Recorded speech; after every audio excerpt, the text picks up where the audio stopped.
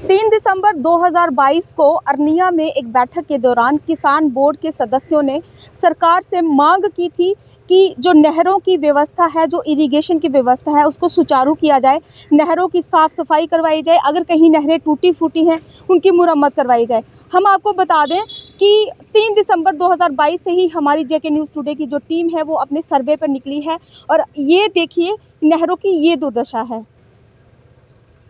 आप देख सकते हैं कि टेल एंड तक अगर पानी नहीं पहुंचता है, उसके पीछे एक कारण ये भी है।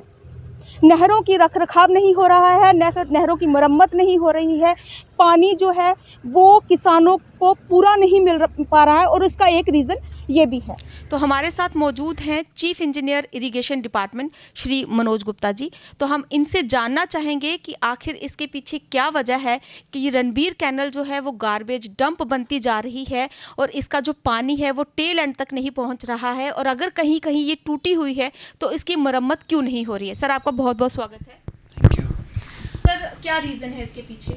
देखिए, ये जो गार्बेज डंप का आपने मुद्दा उठाया, ये इनफैक्ट मैंने ही, आपने, अगर आपको याद होगा, जब वो पहले हम टूर पे गए थे अरनिया वाले में, तो वहाँ जब ये मुझे बोलने का मौका दिया गया तो मैंने ये मुद्दा वहाँ उठाया था और किसान भाइयों से अपील की थी कि जैसे हमारे प्रधानमंत्री मोदी साहब ने स्वच्छ भारत अभियान का एक नारा लगाया है जिसको लोग फॉलो भी कर रहे हैं, तो उसमें मुझे लगता है कि कनाल लोग भूल गए हैं।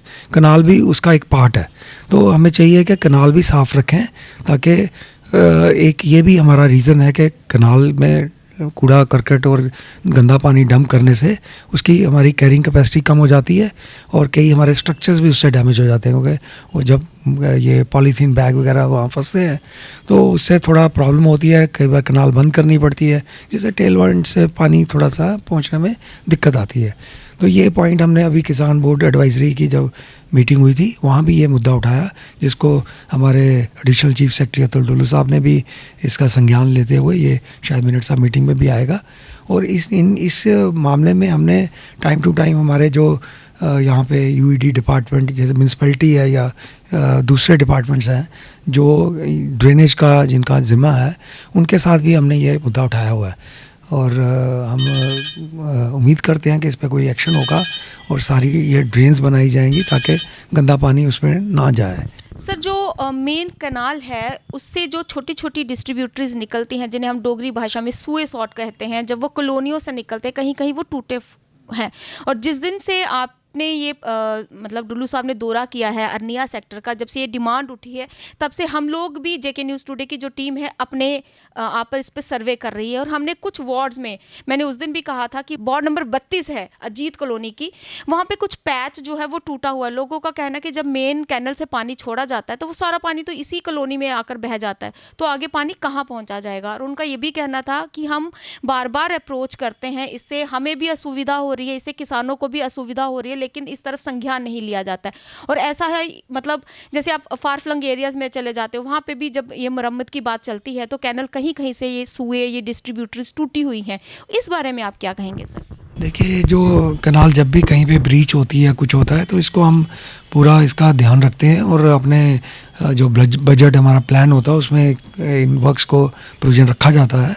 और पर इनका हमें प्रॉब्लम ये है कि जो कनाल के अंदर का काम है वो हम सिर्फ थोड़े टाइम के लिए कर पाते हैं जब कनाल बंद होती है।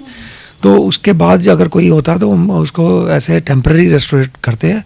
फाइनल जो परमानेंट रेस्टोरेशन है, जैसे अभी आपको पता है कि जनवरी को नहर बंद होगी और मार्च को खुलेगी, 2 महीने का हमारे पास टाइम होता है जिसमें डिसिल्टेशन भी कनाल की होगी और ये जो छोटे मोटे काम है ये भी होंगे। तो आपने सुना कि अधिकारियों ने ये एश्योर किया है कि किसानों की इस समस्या का समाधान जल्द ढूंढा जाएगा। रणवीर कैनल अगर आज गार्बेज डंप बन चुकी है, या रणवीर कैनल से निकलने वाली जो छोटी छोटी नहरें हैं वो अगर कहीं से टूटी फूटी हैं या टेल एंड तक पानी नहीं पहुंच रहा है, तो उसका समाधान जल्द ही तलाश लिया जाएगा।